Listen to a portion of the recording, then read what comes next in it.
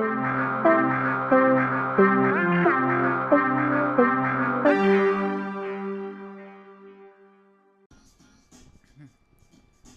everybody, this is Sideway, New York. It's gonna take a look at the first level here. Hopefully give you a pretty good idea about what this game is about, if you haven't like played it or anything.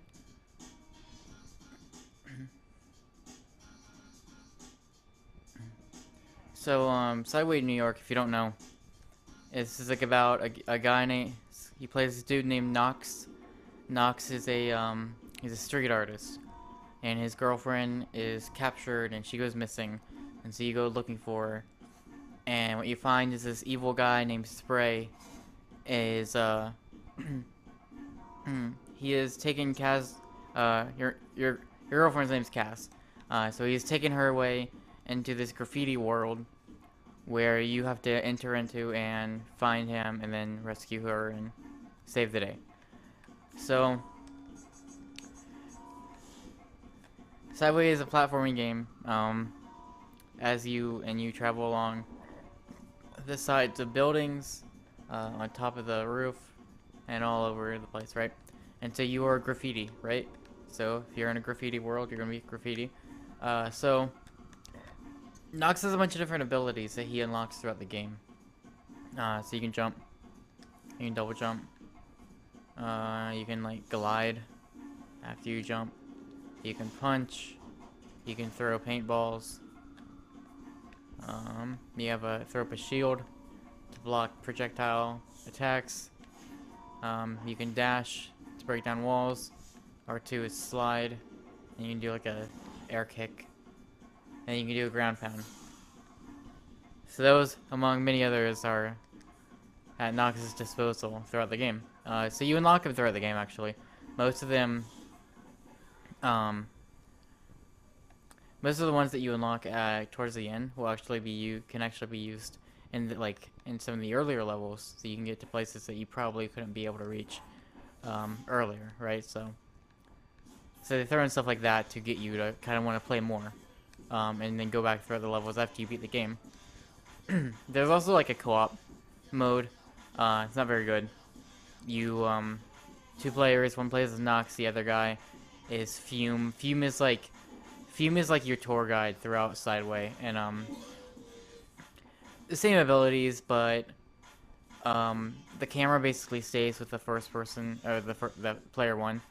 So whenever like player two gets out of reach of the camera, it leaves him behind, and then a few seconds later we'll pop him back with player one, and it is kind of,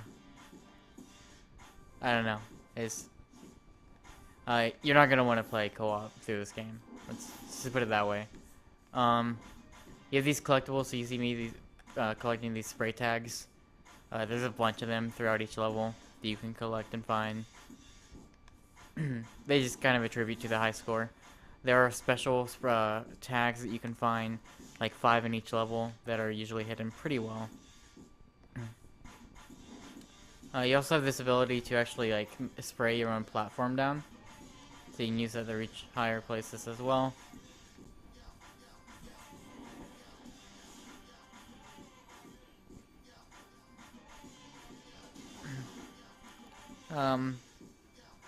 It's a pretty good variety of enemies in this game. They do a pretty good job of making it to where certain enemies you have to use different tactics to actually take them down. So some enemies you have to do that kick, or you have to slide into them to kind of catch them off guard for a second, then you can hurt them. Things like that.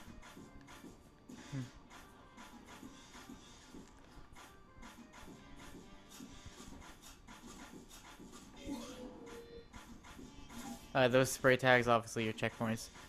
Dying in this game, it's a little... usually it's not... I mean, this game is pretty easy. It doesn't get too challenging. But the game has these, like graffiti vines in certain levels, and they have, like this water that if you touch it, you instantly die.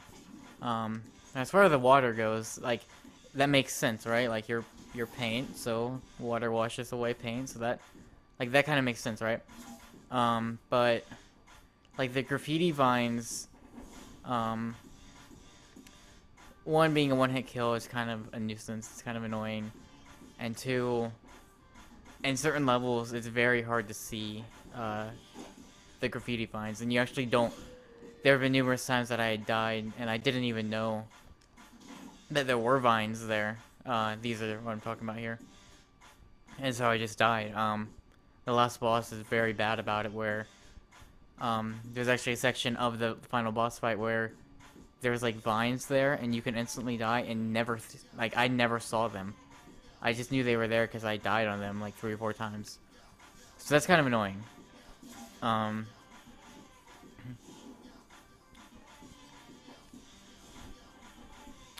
Other than that, I mean, there's not much else to this. I think the developers did a really good job as far as like the level design goes, because obviously this is a really unique ideal. Something that I don't think we've ever seen something like this before, and that's definitely commendable. But like I can't even wrap my mind around how hard it had to have been to make these levels and design, like even just start designing levels for this game. And I think they did a pretty good job overall of doing that. I think it would have been nice if the game was a little bit harder, and not cheap hard as in like one-hit kills, but more along the lines of like maybe more difficult platforming or level designs or whatever. I don't know, but it kind of seems almost like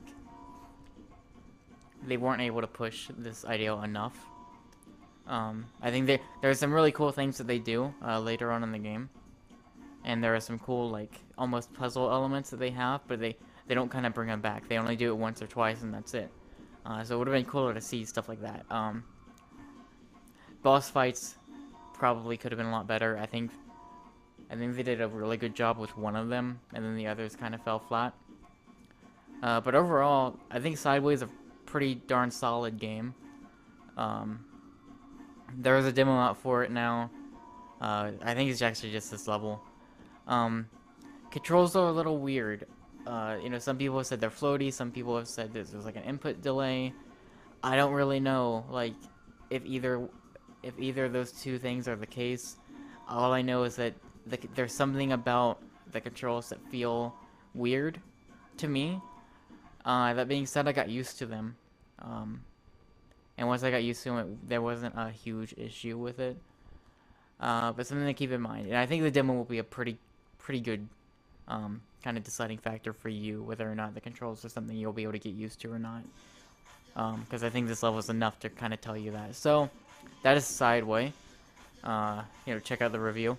And check out the demo. And then, like, play through the demo, and then that'll kind of help you decide what you think about the gameplay, because that's probably the best way to kind of decide about that.